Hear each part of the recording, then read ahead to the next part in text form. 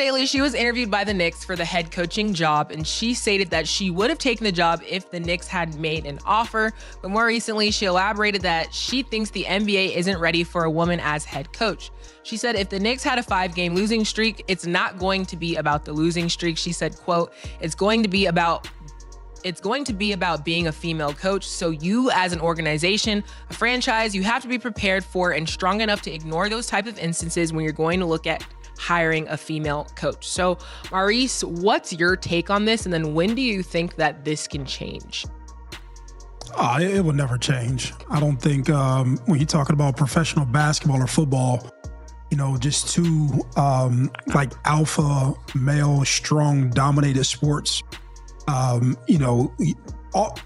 when you're talking about, sports and trying to win championships, you're always talking about who's the coach to be a leader of men.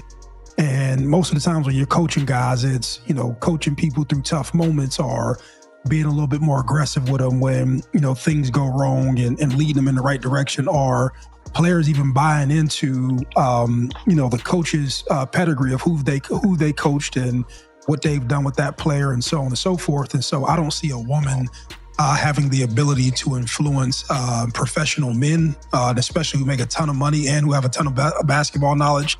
And that's not to negate or take anything away from women, but it just will be tough for things like that. Some things sound good in theory, and I know we're all about, equal rights for men and women and just things from a societal standpoint, you want them to be, measured different, but I just don't see women being able, not to say that they don't have the talent to, I just don't see men buying in enough to allow women to coach them, either basically being in the professional football ranks as a head coach or the professional basketball ranks as a basketball coach. I just don't really get the concept. Why would you want a woman to coach men? I really don't understand that. Why would you want that stat? I always try to make it a stat question. That question, that's an eternal answer. I mean, I will go when you're fully done with your take. Yeah, because I think about it, even if I'm watching like Pee Wee League or Pop Warner, I wouldn't even want to see a mother coaching a little football team. I just think certain things that are just for men. Like I'm one of those people. I'm a traditionalist, not chauvinistic, but definitely a traditionalist. I believe in men doing manly things and women doing womanly things. That's just my belief. But what else? That's where I'll stop right there. Oh, you want me to go now? Yeah, I want to hear what you got to say. I don't know, when I hear that, and you're totally entitled to your own opinion, it's just like I just think it's a very old way of thinking, because to me, it's not the same thing. Like, I'm saying this is not the same thing. But when I hear that, I would think back then we were like, whoa, why would a black person be in this position? Like, I just think that some things are for white people. Like, I don't think black people, that's kind of how and it's not the same thing. It's not and the same thing. And you're allowed to have your take. Yeah. That's why I'm not saying that. Yeah. This is my opinion. That's how I hear that. I just think but you also like your quarterback with pink nail polish. So my quarterback doesn't have pink nail polish. So yeah.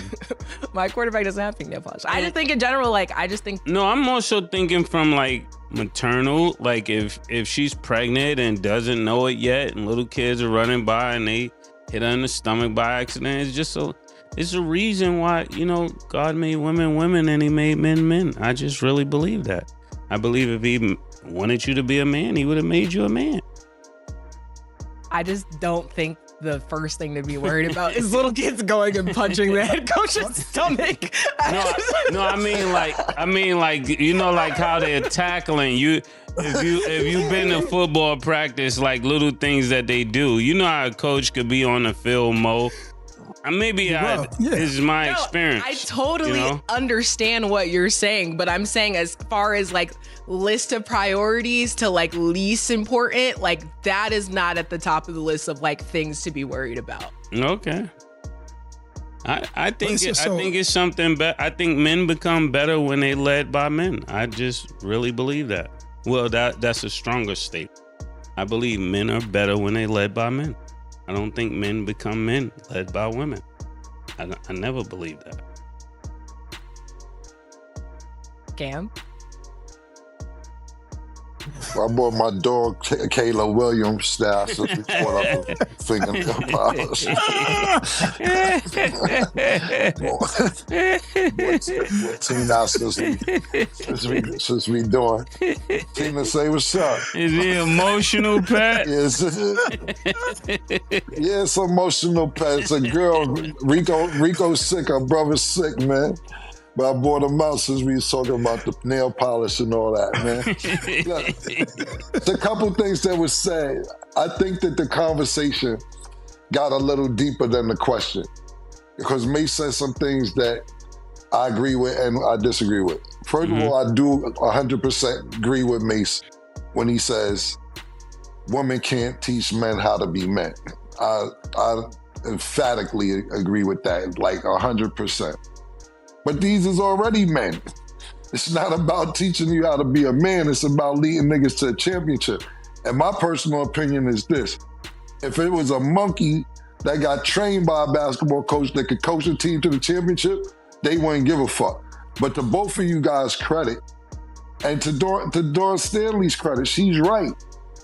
Soon as something goes wrong, they're gonna say, she shouldn't be doing it. She shouldn't be doing it. Think about this. I remember when they first started letting women referee NBA games, and Chris Paul was like, this bitch, he got fined. He's like, this bitch don't know what she doing. He lost it. Yo, she called a foul or went out of bounds or some shit. Nigga, Chris Paul lost it. This bitch right here.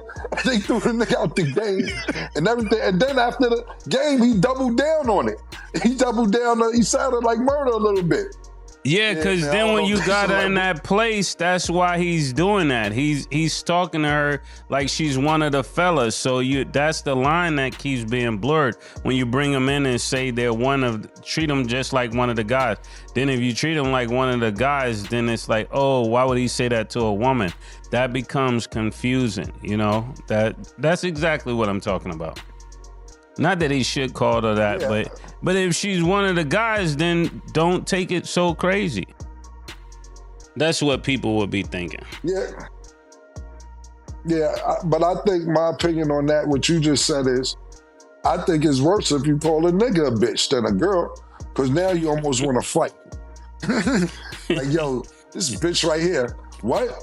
Dumb type of words, and I don't want to put none in their mouth because everybody's my friend and I ain't got no beef with nobody. But from the reports, those exact words is the reason Kevin Durant left Golden State. Yeah. Nigga, you can't call no nigga no bitch.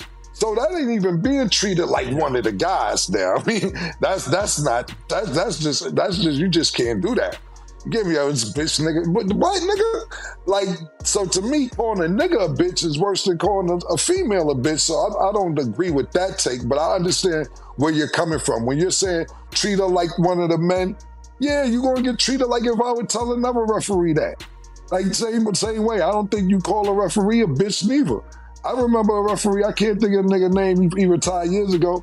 He in the middle of the game, he told Tim Duncan, let's step outside. He wanted to shoot. Nigga was like 77 and told Tim Duncan in the middle of the game, yo, let's step outside real quick since you talking. And Tim Duncan was like, what? Yo, Nick, let's find that clip if we can find it and put it at the end of the show. But yeah, I do agree to a certain extent to where it's the respect level, and not just the respect level. If something goes wrong, Dawn Staley made a great point. They're gonna look to say it's a woman coaching. It's somebody that's doing that. It's somebody not somebody, it's a woman's fault. If it was a man in there, etc. But I do say this, I'll end this with two things. If anybody could do it, it would be Dawn Staley. My personal opinions. Two reasons I wouldn't say hire her for the Knicks. She's too much of a Philly fan. We already know how much she supports Philly. She's from Philly. She was in the Garden going crazy against the Knicks, this, that, and the third. That's first and foremost. But Dawn Staley, as beautiful as the woman she is, very, very smart, very pretty, articulate, etc. She knows how to dress to where it ain't gonna come across like niggas is beasting on her. like, damn, I gotta hit that. No disrespect to Dawn, because I know there's some people out there that would love to hit that. And I don't mean that in a disrespectful way. But I'm just trying to say, nah, dead ass no. What I'm saying is, when Dawn Staley walk in the locker room, you know how it is. You see, I ain't busting. You see on Instagram and all that shit now, how these teachers be coming in, you be like, damn, I wish my teacher would have wore that shit to school when I was going to school. You ever see that on the internet lately? Teachers coming in with tight dresses and BBLs and all that shit. Yeah. Nobody want to bone the teachers. You see that stat? Yeah. They look good. Yeah, that's what I'm saying. Yeah, that's my point. Dawn Staley now they're throwing the baggy shit, little chain and all that, little beads, rosaries and all that. Yo, let's get to practice, man. Stop playing with niggas. Let's go. She got that Diddy bot with her where niggas ain't even go. I think she would be respected as not just a female. I'm talking about if anybody could do it. I think she's one of the people that got that aura to her to where you won't be looking at her as just a female coach. And the last thing I'll say is this, and none of that I just said in a disrespectful way because I love me some Dawn Staley. And the last thing I'll say is this. One of the great boxing coaches for men, even though she didn't get a lot of recognition and she ended up retiring, is Ann Wolfe. I don't know if people are familiar with Ann Wolfe, but Ann Wolfe was a dangerous female boxer. She started training men boxers and led them to a championship or two. And they respected her because I don't know if y'all see Ann Wolfe, Google her. You ain't getting none of that with Ann Wolfe. Ann Wolfe will go upside your head, nigga. She's a female. I don't know how familiar our audience is with Ann Wolfe. But go take a look at her resume as far as training is concerned, and the type of female she is. She ain't even gonna play no games. So I gave what exactly Murder would say and Mo say, and unfortunately, I think that they're right in today's society. Yeah, because it's gonna end up being a double standard. If they agree with it until something happened, and then when something happened, they want the luxury and the protection of a decision that would have been opposite of what they made. I'll just add that, like, I completely agree with Dawn because I just don't think people are ready for that. And, like, it's going to take a lot for people to kind of even to really have those conversations because, unfortunately, like, she's more than capable because also, Mase, to your logic, she is the real title town. So it's like, it's not that she doesn't have the capabilities to do so. When I say my take, it's not that, oh, like Dawn should be hired because this or that. It's just like, she has the capabilities to do all those things. But when they see a woman, they're just thinking, okay, it's a woman. I don't know if I want to be under her leadership, which that's just how the world is. So maybe one day, that's what I was will I talking see it? I don't know if we'll see it. Yeah, but how do you know she's capable if she's never done it? Because she's never done it for an NBA team, but she's done it for other teams. I know. So how do you know she could do it in the NBA? Just a question. How do I know she can do it in the NBA? Because she's more than capable. There's people who have been hired who don't have the same resume that she does, and I think that she'd be more than capable. You think? That's what I said. Okay. Well, the whole thing about it is they gave a bunch of college, and I know we talk about women and female 100%, but they gave a bunch of niggas that won in college opportunity. You think about Rick Pitino. Rick Pitino, I don't even know if he got his main champion. I know we're talking about men and women, but we're talking about niggas that they gave opportunities coming out of college to coach in the NBA and it didn't work out. Rick Pitino is a prime example of that. Calipari too. You know what I'm saying? They give people opportunities. But I will say is this. If it was any time for a woman to do it, it should have been this year. Because think about this. The Knicks are already pieced together. For me, right now, I'm not saying it because we got to talk about basketball and it starts next week. We're going to get more into basketball at the top of the week next week because season starts next Tuesday, I believe, if I'm not mistaken. But think about this. This is the best opportunity that the Knicks have to at least get to the championship in a long time. Tatum is hurt.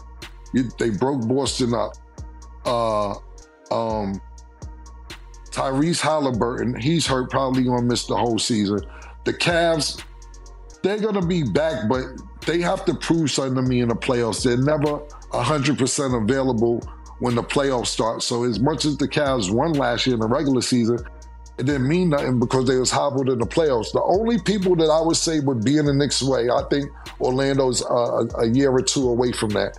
The only people in the Knicks' way, my personal opinion is, if you get 100%, and what I'm about to say is probably 5% of truth, but if you get 100% healthy, Joel Embiid, if you get 60% of Paul George that was in Indiana, and we know what Tyrese Maxey brings to the table, that's the only people standing in the Knicks' way. But you don't know if you're getting podcast P. You don't know if you're going to get a hobbled Joel Embiid who only going to play 32 games. And Tyrese Maxey is too small to do it by himself, which it don't matter if he was paused. It don't matter if he was bigger or smaller paused. Nobody does it by themselves. But I'm talking about if you get a put the microphone down podcast P, you got the Joel Embiid that said, I took all last year off, yeah, I'm ready. And Tyrese Maxey, those are the only people in the Knicks' way. Besides that, the Knicks, it is no excuse for them this year not to get to the championship. We know Jason Tatum's going to come back sometime this year earlier than Tyrese Halliburton, but even in Indiana, they got rid of Miles Turner. Knicks kept everybody, they re-signed people. They should be a cakewalk to the NBA Finals this year. If it doesn't happen this year, just forget about it. Sending the rest of y'all. Just forget about it because this is an easy road to the championship. And Don Staley might have had took some good credit in that. Mase, can I ask you really quick? What? So why do you, because you didn't answer yet. Do you think Don Staley is not capable of coaching? Of course she's capable of coaching. It's not of course, I think it's a good question. No, she's capable of coaching. Obviously, she wins a lot in South Carolina. When you say win in New York, it takes a different pedigree to win in New York. We watch it all the time. People that's supposed to be phenomenal, they get to New York and they vanish. I think that's why we are the people we are in this show. Because if you could make it in New York, you could make it anywhere. There's nowhere you could put a person that made it in New York and they can't make it because you have to go against so much to get there. Sometimes you could have success in another place and get to New York and none of it translates. It's like credits. If you go from a college to another college, none of those credits translate. So I'm not sure if she would be able to do well in New York. Not that she couldn't coach, but in that system with what's needed, I'm not sure. So what if it was the Utah Jazz? I think she could do Utah Jazz. I think she would do well at Philly, somewhere where she'll have that overwhelming support. New York is a media-driven city, and they don't spare anyone. They love you today, they hate you this afternoon. They don't wait till tonight and tomorrow. You saw Aaron Rodgers, they spitting at him. Everybody was all excited. Tito, everybody, oh, we back. By the next week, everybody was ready to kill Aaron Rodgers. Yeah. I was just clarifying because I'm like, basically from your first stance that you just don't know how you feel about a woman coaching a men's league, which is totally fine because we're not supposed to agree on things. So yeah, I'm not sure. Or... It's not that I'm not for women evolving and doing things like that. I just believe there's a lot of women teams she can coach. Yeah. Also, I just don't think that that's a correlation. Like, by me asking you this, I'm not saying that you don't think that woman can evolve and can't, like, because that is a separate thing. I'm just wondering if your mentality lets you think like all other circumstances out of the question, like right now, do you think that she would be able to coach an NBA team? We do not have to agree. I just said she could. I said probably Utah Jazz. It's like just for me, like when I'm seeing Cam, right, like rocking a little doggy. That's not how I want to see Killer, right? But he's doing it. You get what I'm saying? It's not the Killer I know, but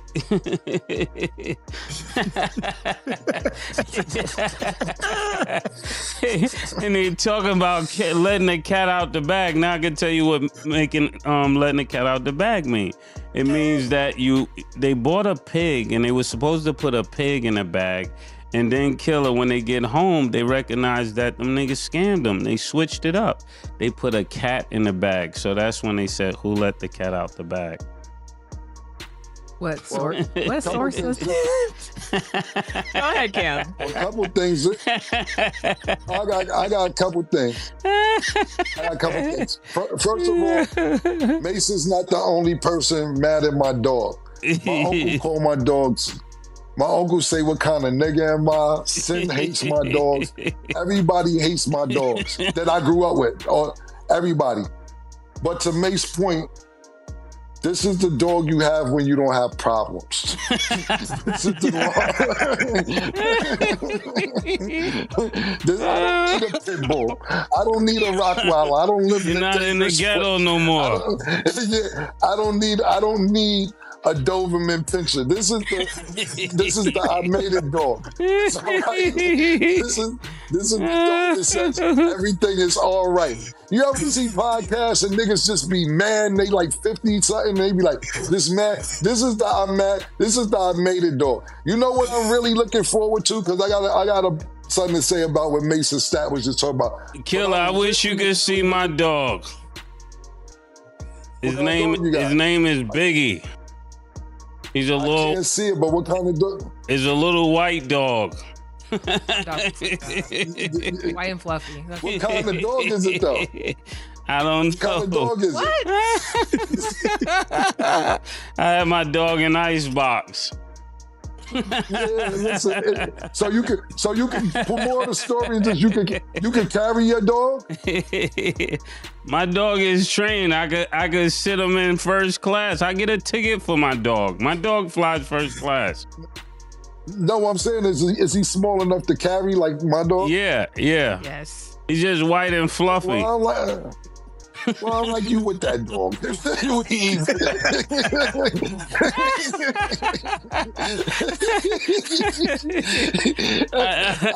just figured since you making niggas mad, I make them even more mad.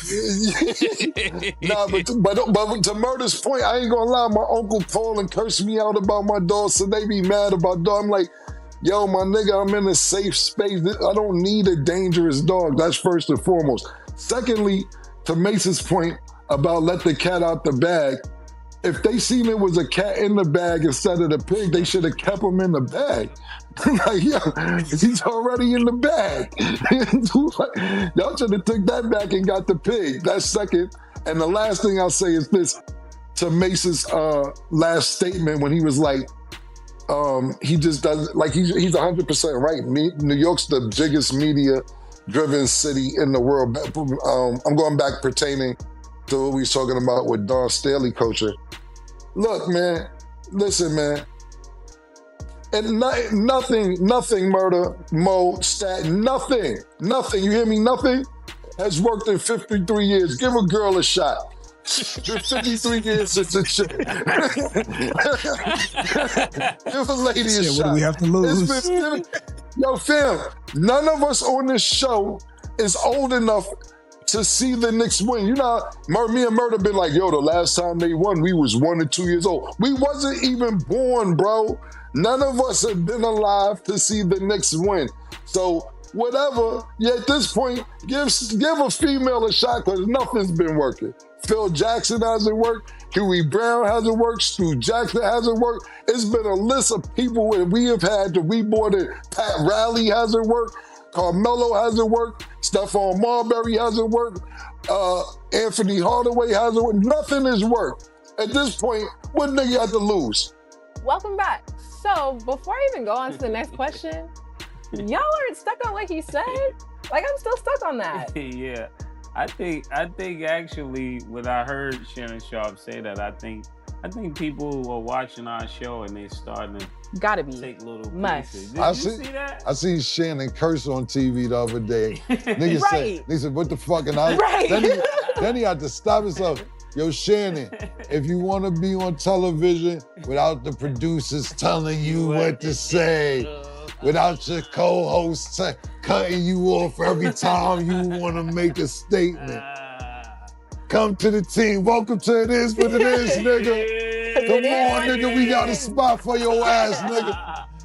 Say what the fuck you want to say. You already a nigga. You a nigga. You black, you country nigga, you a nigga. We got a spot for niggas up here, nigga. Word. What you think? And I think even Jay Will one time I heard him say, keep it a buck. I was like, whoa. Yeah, Jay Will's kind of like proper. He's like, what was it? Probably like, he's like, keep it a buck, Stephen A. But like, proper. I'm gonna keep it a buck. Yeah. And I love Jay Will. Yeah, Jay Will. Yeah, but you mad for Jay Will? My favorite Duke player. He's my favorite Jay Duke Will player. say he don't say nigga in his off time. For real? He said he don't use the word nigga never. What kind of nigga is that? So what you think next? We gonna hear Skip Bayless says keep it a bean? Yeah, Skip Bayless gonna say, Skip Bayless nigga gonna say, put it on your mother.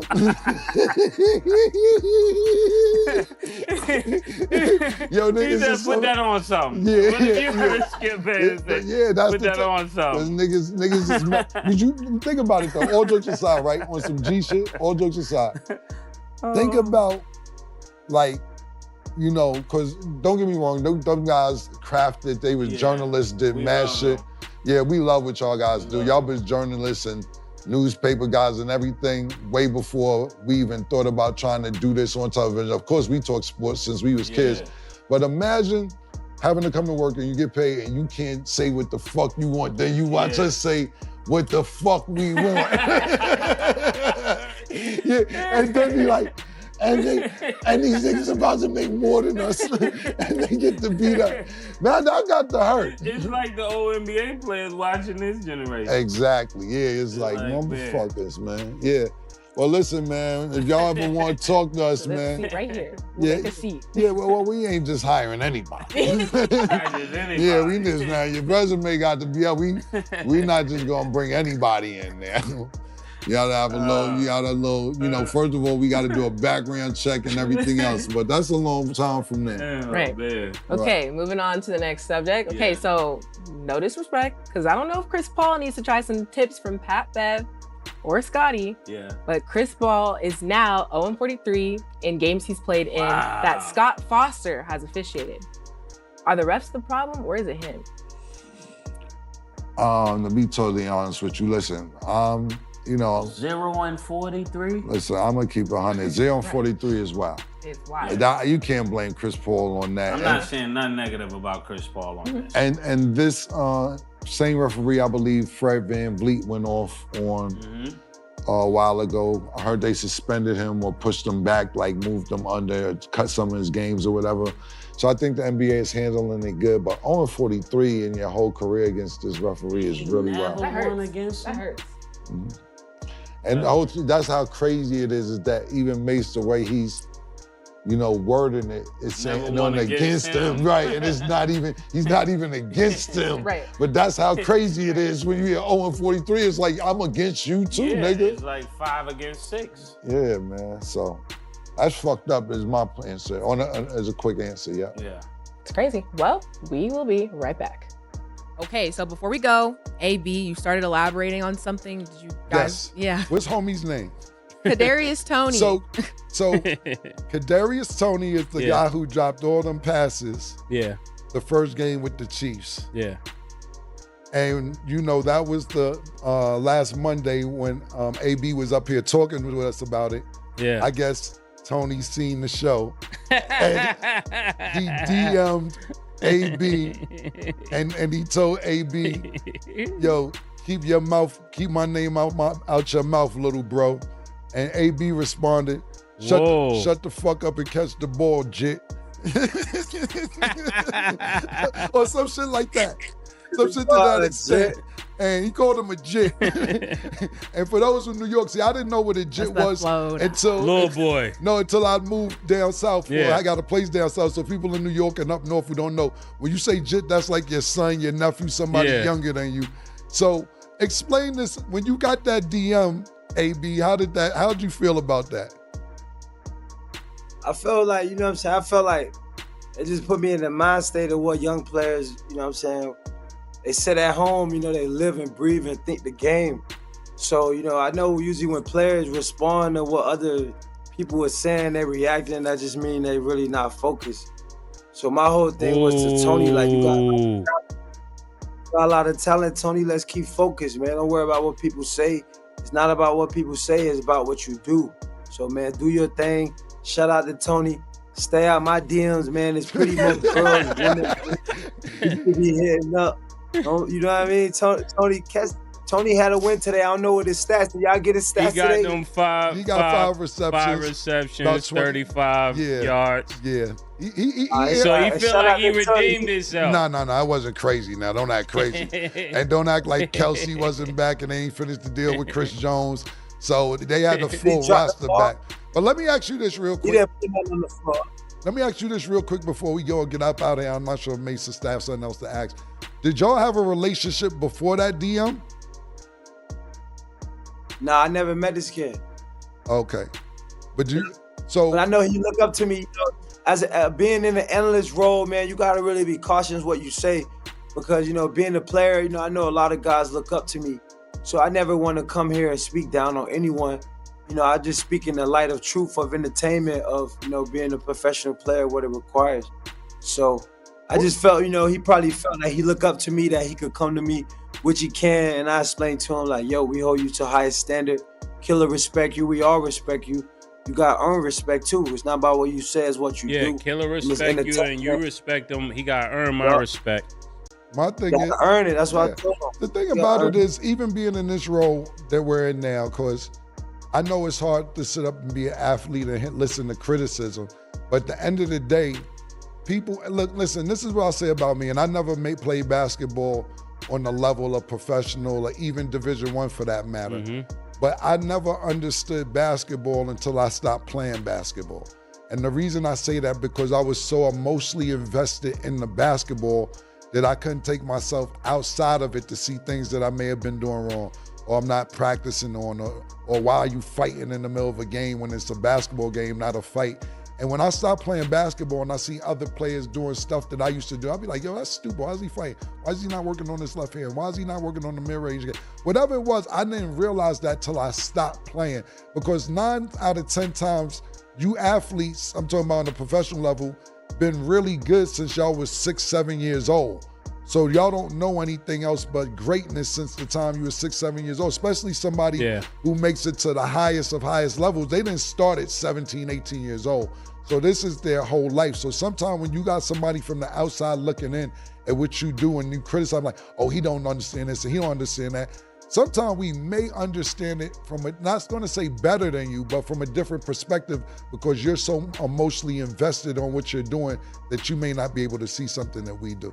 That's actually an excellent point, Cam. Right. You're getting smarter day by day. Am I right?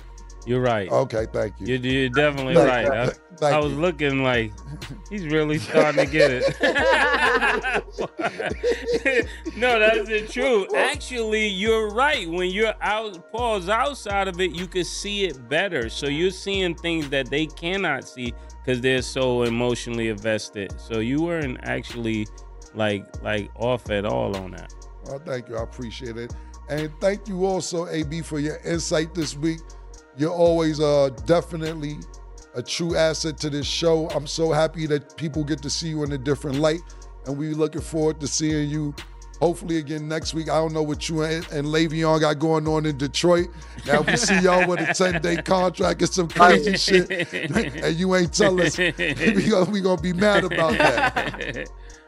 I still ain't get my pants back. I got my phone. Hey, yo, still need the pants. What was that about? Hey, before we go, pause. So we see the video of you in the middle of somewhere giving your pants away to somebody off your ass, pause. What was that about? You know what I'm saying? I was in the leather stitch and it had my pants had ripped, but the kid kept asking me like he wanted to put that shit on. So I had to take it off so he could put that shit on. I give him a custom one-on-one fit.